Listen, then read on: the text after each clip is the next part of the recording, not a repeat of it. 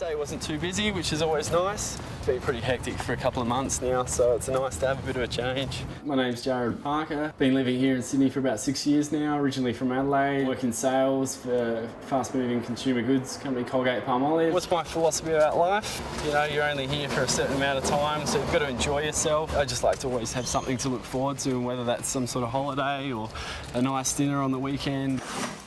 Work probably till 6:30 most days, pretty solidly. Then don't do a lot on Monday night, generally sort of just take it pretty easy after the weekend. I also play basketball every week on Tuesday nights. We also play golf on weekends. I don't want work to follow me around 24/7. I, to be honest, don't even like having a mobile phone too much because it makes me too accessible in my time. I definitely don't want my emails coming through for work on my phone. I'll use when I need to quickly transfer some money around, or it might also be something as simple as I don't have any money in my wallet and borrow $10 off a mate for basketball. I just fix it up then and there, so it's really easy. It saves me having to write it in the book or actually remember to pay him back the next day. Majority of my banking is probably still done online, sitting at my desk, probably of a morning, drinking a coffee, getting it out of the way, and pretty keen on the old spreadsheets. So yeah, they're one way which I use to manage my finances a bit. I'm a bit of an Excel freak. I've had this car probably just over 12 months, so it's got the sunroof as well, which doesn't get too much of a run, but when the weather's good on weekends, it's always a bit fancy. Comfortable living, there's two aspects for that for me. It's working in a job which will provide you with the creature comforts that you can live comfortably, and whether that's having a new TV every now and then, or the nice couch instead of just the bare minimum. We had a pretty crappy bed beforehand. We were both getting sore necks. We got talked into buying more or less a top model, but we got it at half price. So I think it was just over $4,000 in the end. We spent more than we liked, but the investment to sort of make sure that we knew we had a quality item, we were gonna not have the sore necks we had, we were probably gonna have it for 10 years.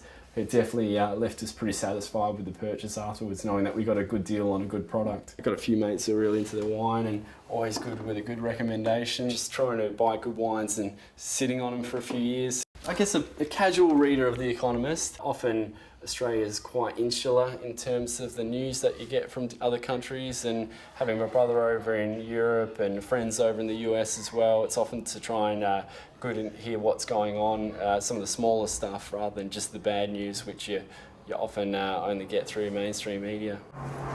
Hey, how are ya? How's the course going? Good, good. Just checking that's still on track to be home just after 9. In a relationship with a girl for 5 years now, which is going really well. We live together here, which is really good. Close to the city, close to the shops, close to most of my mates. For me, one of the lofty goals would be buying a bigger place and maybe moving closer to the beach or to a nicer area even still. Big enough for the two of us at the moment. When we made the decision to move in together, prefer to move into Drummoyne. My place is over in Five Dock, so renting that one out. But I've actually got a couple back in Adelaide. I've got 4 investment properties at the moment, 3 in Adelaide, 1 over here in Five Dock in Sydney. I guess I've used the equity in one in order to get the next one. Probably quite open to some risks. I do like to always do my homework and try and minimise the risk as much as possible, get as much information as I can, so I'm at least taking an educated decision in taking on that risk. I've got a few mates who are particularly keen on the track. I always have a bit of a flutter in that. During the height of the tech boom, jumped on the tail of a bit of that and probably ended up losing $2,000 or $3,000, which was a lot of money for me back in those days. So I guess I learned the hard way then. At the same time, I know what's a good risk and what's a bad risk to take, and I guess since being burnt on that stock market, I've probably left stocks alone a little bit. Just got some photos from the last investment property I bought with my brother and my mum. I guess it's reassuring that I've made some decisions. I'm now, I guess, reaping the benefits of the rental income coming in, but also the property value appreciating over time.